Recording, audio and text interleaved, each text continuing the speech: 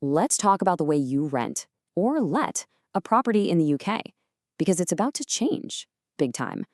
Today, we're diving into the Renters' Rights Act, which is honestly the single biggest shakeup to the private rental market in a generation. So whether you're a tenant wondering about your future or a landlord trying to get your head around the new rules, what we're about to cover is absolutely essential.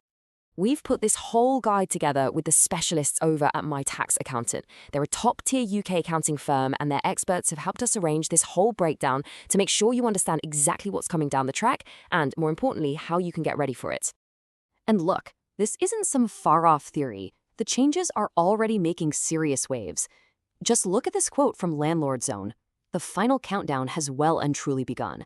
For landlords and tenants, the entire playing field is being redrawn. And believe me, the stakes are incredibly high for everyone involved. All right, let's get you prepared. Here's what we're going to cover. We'll kick off with the big picture, this seismic shift. Then we'll say goodbye to no-fault evictions. We'll get into the nitty-gritty of the new rules from May 2026 and the new grounds for possession. Then we'll look even further ahead before wrapping up with how you can navigate this whole new landscape.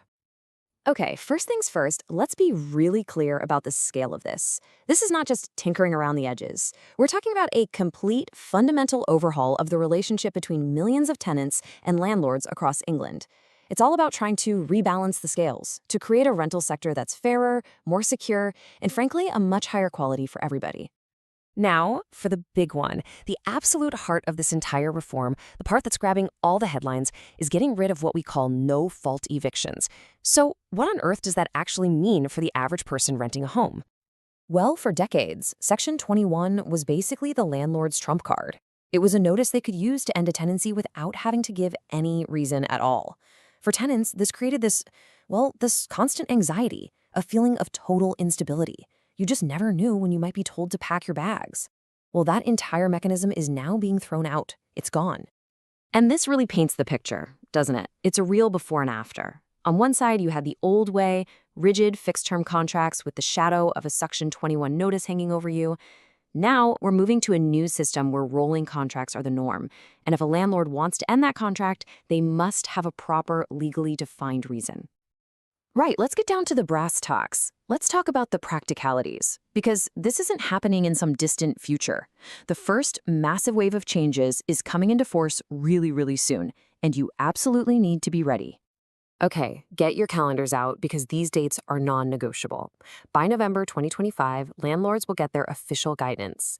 Then, May 1st, 2026, that's the day the switch is flicked. But here's the kicker, and this is a point so many people are going to miss. This doesn't just apply to new tenancies, it applies to all existing ones too. A massive point. And believe me, this is about way more than just evictions. Phase 1 is a whole new world. Rent can only go up once a year and you have to get 2 months' notice. Those stressful rental bidding wars, they're being banned. And here are 2 huge ones. Landlords now have to legally consider letting you have a pet, and they can't have blanket bans on renting to families with kids or people on benefits. These are game changers for day-to-day life. That's not all. Here's a pro tip for landlords. Listen up, because this is one of those small bits of paper that could cause a massive headache. If you have a tenant who moved in before May 2026, you have a deadline. By the 31st of May, you must give them the new official information sheet.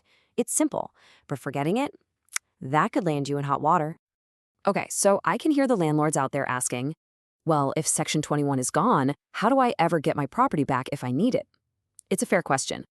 The answer is the new beefed-up grounds for possession. This is the new toolkit. This is the crucial question for every landlord in the country, and the answer is no longer just, well, whenever the contract is up. The answer now is a specific, legally defined list of reasons, and you have to be able to prove them. So let's look at some of the main non-negotiable reasons. These are called mandatory grounds. Let's imagine you're a landlord called Sarah. You've got a flat in London and you need to sell it. Under the new rules, you absolutely can. But, and it's a big but, the process is strict. You have to give 4 months' notice. On the other hand, if a tenant is seriously behind on rent, we're talking 3 months or more, the notice period is much shorter, just 4 weeks. Stay with me. The next point might surprise you.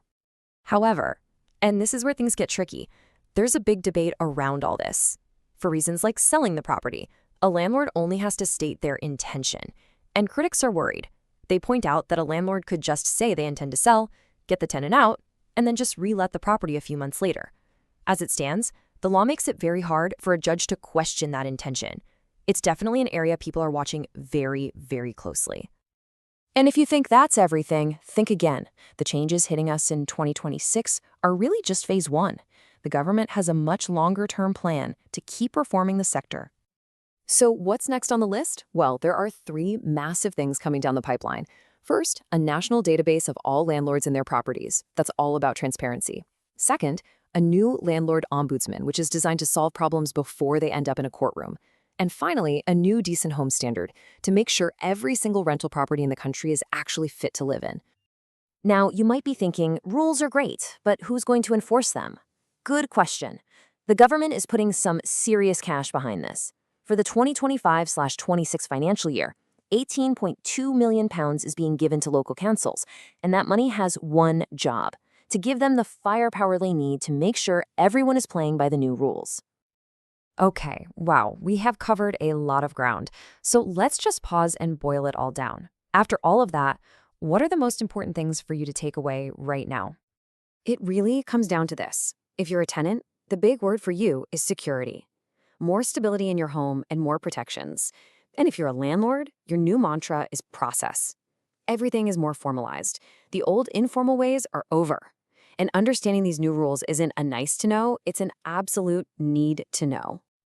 And that leaves us with a big question, doesn't it? After everything we've talked about, the new tenancies, the new eviction rules, the databases of the future, are you really prepared for this?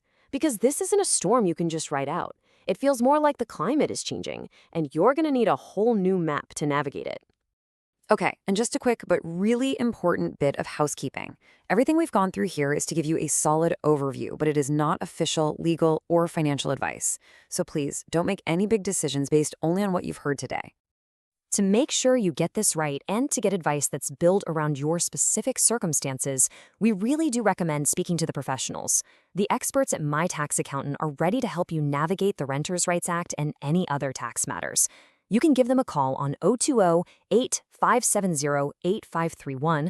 I'll say that again. That's 020-8570-8531, or you can drop them an email.